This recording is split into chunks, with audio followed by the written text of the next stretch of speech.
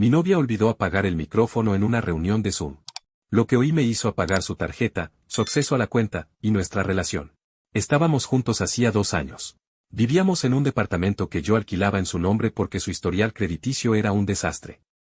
Yo me encargaba de todo, el alquiler, las facturas, incluso la mayoría de las compras del supermercado. Nunca me quejé, ni lo hice por obligación. Simplemente, creí en nosotros. Quería que ella pudiera centrarse en terminar su máster y en progresar en su carrera. Porque para eso se supone que sirve una relación, para empujarse mutuamente, no para competir. Pero todo cambió en un solo segundo. Durante una simple mañana de martes. Estaba en la cocina, preparando café. Ella trabajaba desde casa esa semana y tenía una reunión de Zoom con su equipo. Siempre usaba mi portátil porque su laptop personal tenía la batería hecha polvo. Yo lo tenía asumido, el ordenador, el wifi, incluso el escritorio, todo era compartido. Ese día, algo falló. O más bien, algo se reveló. Mientras volvía a la habitación con las 2 tazas de café, la oí reír. No me acerqué, solo me detuve en el pasillo. La puerta estaba entreabierta. Entonces escuché con claridad la frase que me quebró por dentro. Dios mío, espero que no me proponga matrimonio. ¿Cómo rechazas educadamente al hombre que te paga el alquiler? Mi cuerpo se paralizó. Al principio pensé que había entendido mal. Que era parte de una broma, una historia ajena. Pero antes de que pudiera asimilarlo, la voz de su compañera de trabajo remató. Cásate con él, y luego divórciate. Fácil. Se rieron. No carcajadas sueltas, sino ese tipo de risa compartida que se lanza entre personas que sienten que tienen el control. Cómplices. Cómodas. Frías. No escuché más. No entré. No dije una palabra. Simplemente cerré la pantalla del portátil que estaba apoyado en la mesa del comedor, interrumpiendo su videollamada. Un gesto mudo, seco. Se hizo el silencio. Me miró confundida. Le dije que el sistema se había sobrecalentado y necesitaba reiniciarse. No preguntó más. Se estiró, bostezó y dijo que iba a darse una ducha antes de continuar su día. Yo, mientras tanto, abrí la app del banco desde mi teléfono y empecé a hacer lo que debía haber hecho mucho antes, cortar el grifo. Desactivé la tarjeta adicional que tenía vinculada a mi cuenta. Cancelé los débitos automáticos del alquiler. Cerré el acceso compartido a mi suscripción de streaming. Eliminé su número del plan familiar del celular. Todo. Sin rabia. Sin gritar. Solo con una precisión quirúrgica que nace del dolor y la decepción más profunda. Esa noche dormí en el sofá. Ella no se dio cuenta de nada hasta la mañana siguiente, cuando intentó pedir un Uber para ir al coworking y la app le rechazó el pago. Luego quiso comprar un café y la tarjeta no pasó. Después quiso entrar a su banco, y no pudo porque todo lo que tenía era lo que yo le había puesto a su nombre. Ahí empezaron las llamadas. Primero una. Luego 3. Para cuando salí de casa, ya eran 38. Ni siquiera escuché los mensajes. Los vi llegar en cadena, como una lluvia de justificaciones anticipadas. Pero yo ya sabía la verdad. Y esa verdad me dejó claro que no estaba con una pareja. Estaba con una estratega. Con alguien que jugaba a largo plazo con mi confianza como ficha de entrada. Lo que vino después fue peor. Más revelador. Más sucio. Pero esa mañana, con mi teléfono apagado y las llaves en el bolsillo, supe que ya no volvería. Salí temprano. Dejé la cafetera encendida, el portátil cerrado y su taza de té en la mesa. Todo en su lugar, como si no hubiera pasado nada. Pero algo ya estaba roto. No solo la confianza, sino la versión de mí que justificaba lo injustificable. Esa que aceptaba pequeñas humillaciones con tal de no parecer desconfiado, que confundía ser generoso con ser ciego. Caminé sin rumbo por casi 1 hora. No podía concentrarme en nada, pero tampoco quería volver. Lo único que me repetía una y otra vez era, lo dijo en voz baja, como si supiera que estaba mal, pero igual lo dijo. No se le escapó. No fue un malentendido. Fue su verdadera opinión saliendo a flote cuando pensó que nadie más la oía. Cuando finalmente volví, ella estaba en la sala, sentada en el suelo, rodeada de su bolso abierto y el contenido desparramado. Me miró como si yo tuviera todas las respuestas. ¿Cortaste la tarjeta?, preguntó sin rodeos. Sí. ¿Por qué? Solo la miré. Quise darle la oportunidad de decirlo. De confesar. Pero no lo hizo. En su lugar, soltó lo que para ella era el mejor intento de control de daños. Mira, lo que oíste no es lo que parece. Era solo una broma tonta entre compañeras. Estábamos hablando de otra persona. Mentira. Lo supe en el instante. Esa frase no tenía ni ritmo ni lógica. Ella jamás se refería a otras parejas en tono personal. Además, no había forma de que el hombre que te paga el alquiler se refiriera a alguien más que a mí. Todo estaba claro. No necesitaba más explicaciones. ¿Sabes qué es peor que lo que dijiste? Le dije. Que lo dijiste con una risa. Como si fuera gracioso. Como si yo fuera un chiste. Ella se levantó, cambió de tono. Ya no era justificativa, ahora era desafiante. ¿Y tú qué esperabas? Me mantenías, sí, pero eso no te daba derecho a comprarme. ¿O sí? Esa fue la frase que me terminó de sacar el aire. Porque no se trataba de dinero. Nunca se trató de eso.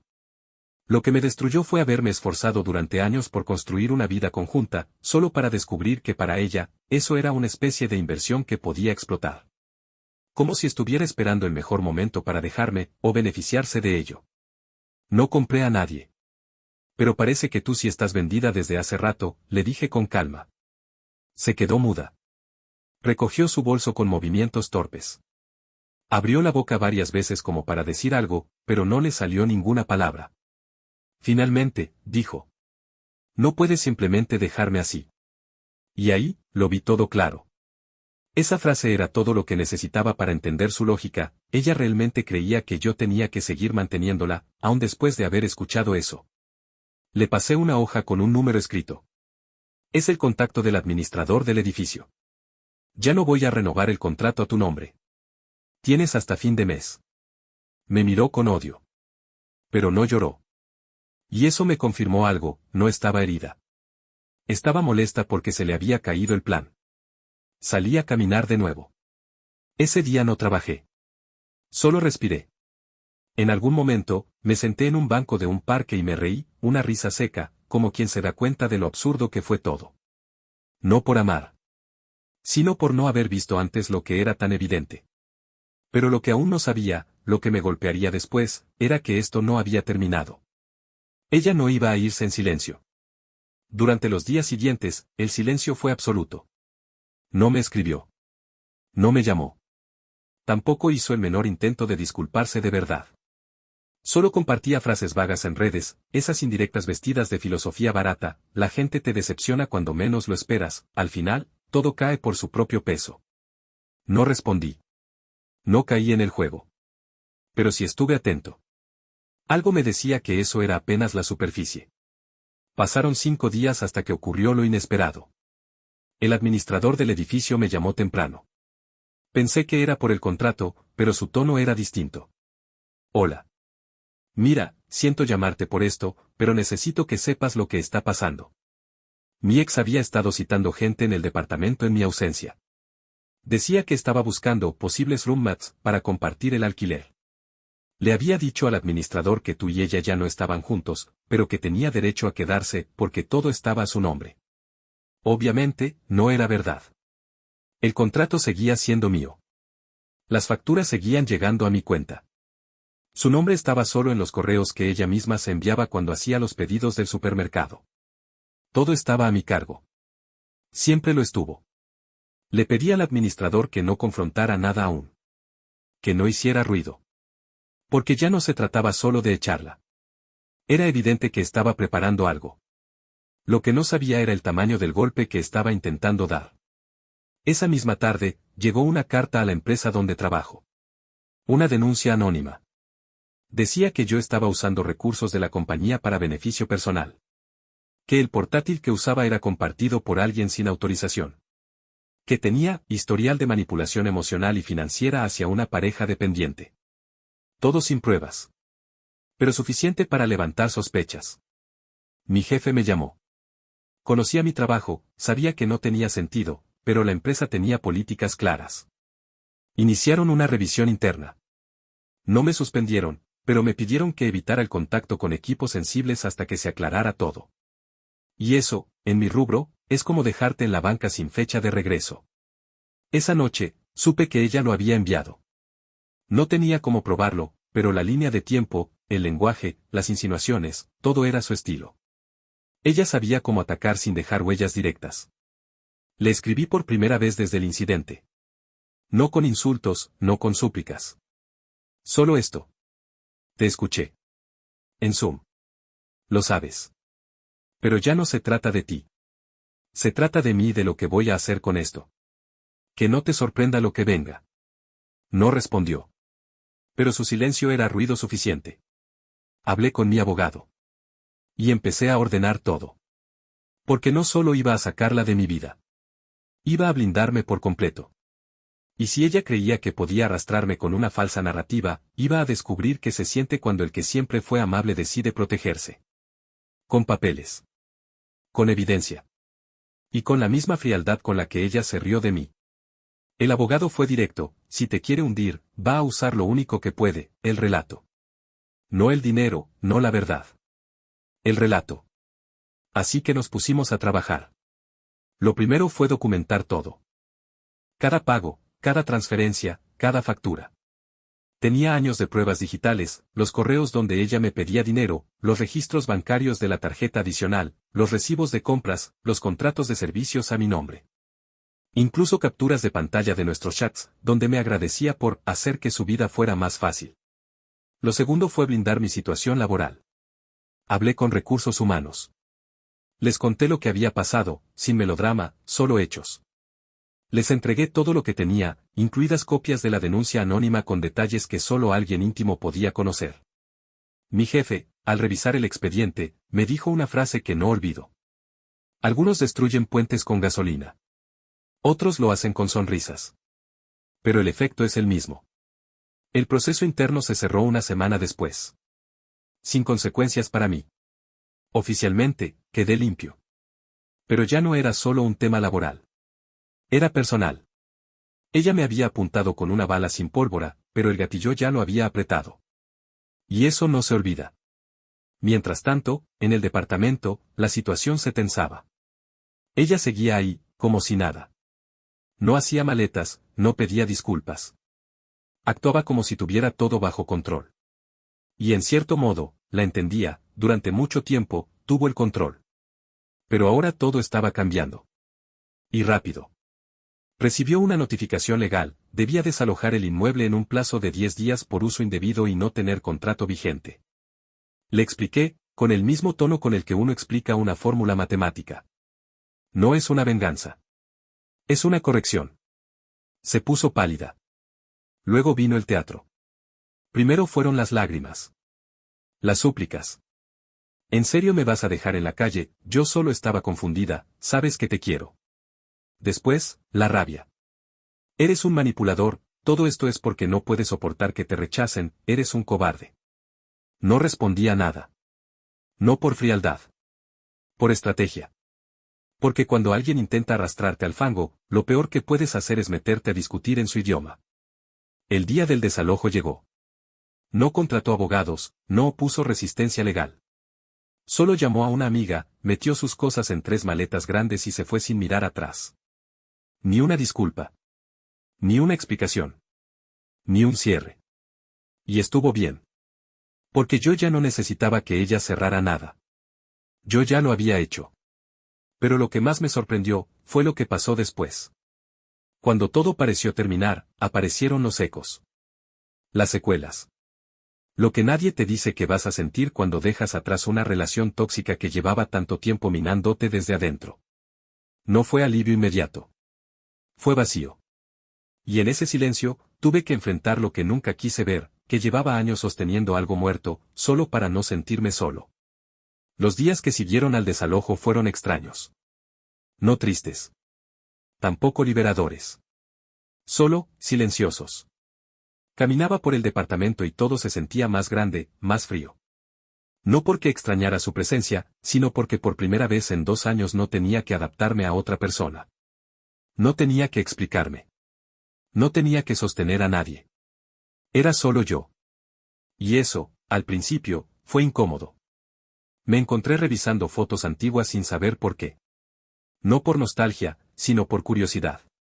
Como si buscara pruebas en retrospectiva de que todo estaba condenado desde el principio. Y las encontré. Pequeñas cosas, esa vez que se burló de lo que ganaba cuando cambié de trabajo. Esa otra en que le conté una idea para un emprendimiento y me dijo, ¿y tú crees que alguien va a pagarte por eso? Pequeños cortes que había dejado pasar como si no fueran importantes. La verdad es que lo supe mucho antes de escuchar aquel susurro en Zoom.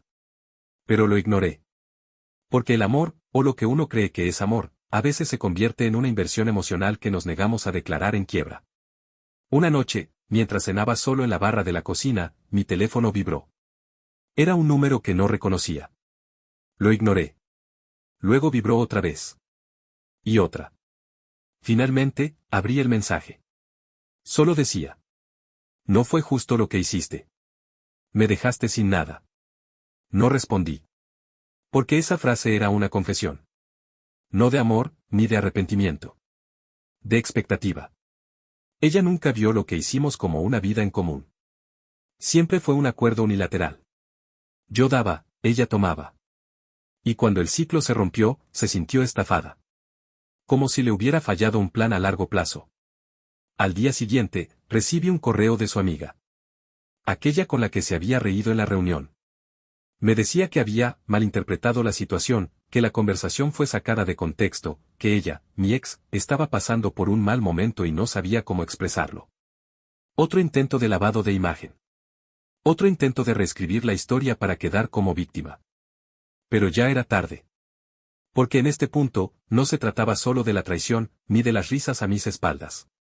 Se trataba de todo lo que uno se permite perder cuando ama sin límites, dignidad, tiempo, espacio, claridad. Había recuperado eso. Y no pensaba devolverlo.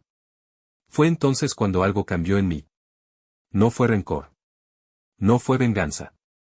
Fue impulso. Las cosas que había postergado por años, porque no era el momento o porque ella no lo entendería, empezaron a avanzar. Retomé aquel proyecto de consultoría online que había dejado congelado. Rediseñé mi espacio de trabajo. Me inscribí en un curso intensivo de liderazgo que siempre había querido hacer. Comencé a levantarme más temprano. A comer mejor. A escuchar música sin auriculares en casa. Cosas pequeñas, casi tontas, pero mías. Y, sobre todo, me permití no estar en pareja. Me di cuenta de que no tenía prisa. Que no necesitaba demostrarle a nadie que podía rehacer mi vida. Porque mi vida no se había roto. Solo me había quitado un lastre. Y eso, aunque tardó en doler, también tardó en sanar. Pasaron los meses. Y como suele suceder con las historias mal cerradas, la gente alrededor empezó a preguntar, ¿cómo estás? ¿Te enteraste que ella, nunca pensaste en hablar una última vez? Mi respuesta era siempre la misma, estoy bien. Y no necesito más cierres. Porque entendí que no todos los capítulos terminan con un portazo. Algunos se apagan como una vela, lenta y silenciosamente. Y cuando ya no queda llama, seguir soplando es absurdo. Un amigo, que vivió algo parecido, me dijo una frase que se me quedó grabada. El error no fue confiar. El error fue pensar que esa confianza tenía que ser eterna. Y tenía razón. Confiar no fue el problema. Yo fui leal. Fui generoso. Fui transparente. Lo hice todo desde un lugar genuino. Y eso, aunque no me salvó del golpe, me salvó de convertirme en alguien amargo. Porque no hay peor derrota que permitir que te cambien la esencia por despecho. A veces aún llegan ecos. Amigos en común me cuentan que ella se mudó de ciudad. Que está recomenzando. Que trabaja por su cuenta. Algunos incluso me dicen que parece haber cambiado, que está más seria, más enfocada. No me alegra ni me molesta. Me es indiferente. Porque ya no tengo que cargar con su evolución y su estancamiento. No me corresponde. Lo que sí me corresponde es mirar hacia atrás con claridad. No con rencor, no con culpa, sino con madurez. Y desde esa perspectiva, puedo decir esto. Fui usado, sí. Me subestimaron, también. Pero sobreviví. Reconstruí. Me transformé. Hoy vivo solo, pero no vacío. Cada rincón del lugar tiene mi huella. Cada objeto fue elegido por mí. No hay risas falsas, ni estrategias escondidas, ni planes compartidos con dobles intenciones. Solo hay calma. Y esa calma, ganada a pulso, es mi mayor victoria. Porque esta historia, aunque empezó con una traición en voz baja y una carcajada compartida, terminó con algo mucho más poderoso que una venganza. Con la decisión de no volver nunca más a ser el plan B de nadie. Nunca más el respaldo financiero de una relación sin futuro. Nunca más el sostén emocional de alguien que ya había calculado su salida. Nunca más el tonto útil. Fui muchas cosas. Pero ya no soy eso. Y si alguna vez me cruzo con ella por la calle, no haré nada. No desviaré la mirada. No fingiré olvido. Solo pasaré. Como quien no debe nada. Como quien cerró el libro, y está demasiado ocupado escribiendo uno mejor.